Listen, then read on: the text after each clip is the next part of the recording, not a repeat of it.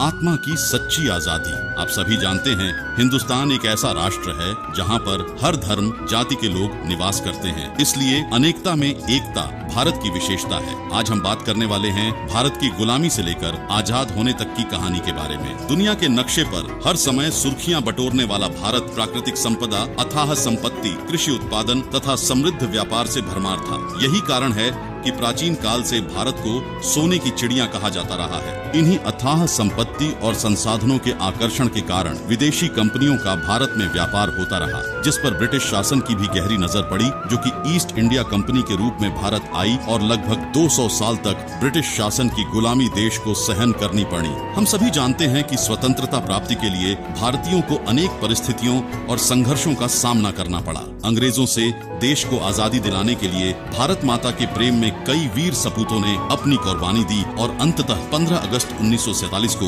उनका बलिदान सफल हुआ और हमारा देश अंग्रेजों की गुलामी से मुक्त हो गया। यह दिन न केवल भारत के लिए गुलामी की जंजीरों से मुक्ति का था, बल्कि इतिहास का एक महत्वपूर्ण मोड़ भी था। इसी दिन भारत ने ब्रिटिश शासन के लगभग 200 वर्षों के बंधन से स्वतंत्रता प्राप्त की। लेकिन प्रश्न उठता है कि क्या हमें वास्तविक आजादी प्राप्त हो चुकी है? क्या हम बंधनों से पूर्ण मुक्त हो चुके हैं? इसका जवाब है नहीं, क्योंकि अभी भी हम एक ऐसी जेल में रह रहे हैं जिससे निकलना अति आवश्यक है। तभी हमें वास्तविक आजादी प्राप्त हो सकेगी, क्योंकि हम काल ब्रह्म के 21 ब्रह्मांडों वाली बड़ी जेल में बंद हैं, जहां हम काम, क्रोध, लोभ, मोह, अहंकार के मकड़ जाल तथा जन्म मरण के दुष्चक्र में फंसे हैं। यहाँ एक पल का ठिकाना नहीं, कब किसके साथ क्या हो जाए, इस बारे में नानक जी ने कहा है, ना जाने काल की कर डारे, किस विधि ढल पासावे, जिन्हा दे सिर ते मौत खुंग दी, उन्हानु केण आहा सावे।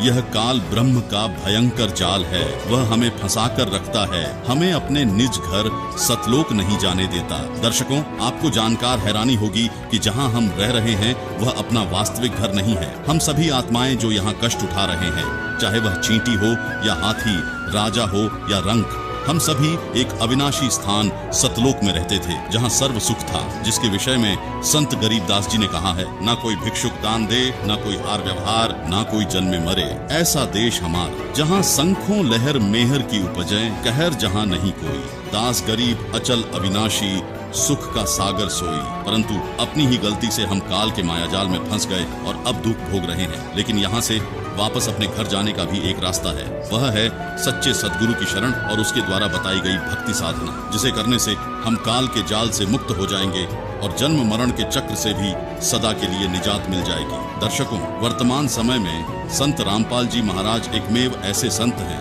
जिन्होंने हमें सतलोक की सही जानकारी प्रदान की है। उन्होंने ही काल ब्रह्म के द्वारा दिए जा रहे कष्टों से अवगत कराया और सुख सागर सतलोक की महिमा बताई तथा वहां जाने यानी शास्त्र अनुकूल भक्ति के लिए पवित्र श्रीमद् भगवत गीता अध्याय 17 श्लोक 23 में निर्देशित सांकेतिक मंत्र ओम तत्सत का रहस्य भी संत रामपाल जी ने ही उजागर किया है। इस भक्ति साधना को सतगुरु रामपाल जी महाराज से प्राप्त करने से आत्मा काल के कर्म बंधनों से मुक्त होकर सतलोक चले जाएगी, जहां आत्मा को वास्तविक स्वतंत्रता प्राप्त होती है। अधिक जानकारी के लिए संत रामपाल जी महाराज ऐप डाउनलोड करें और उनके सत्संगों को सुन व समझकर नाम दीक्षा लेकर अपने मनुष्य जीवन का कल्याण कराएं, यानी वास्तविक आजादी प्राप्त करें। धन्यवाद।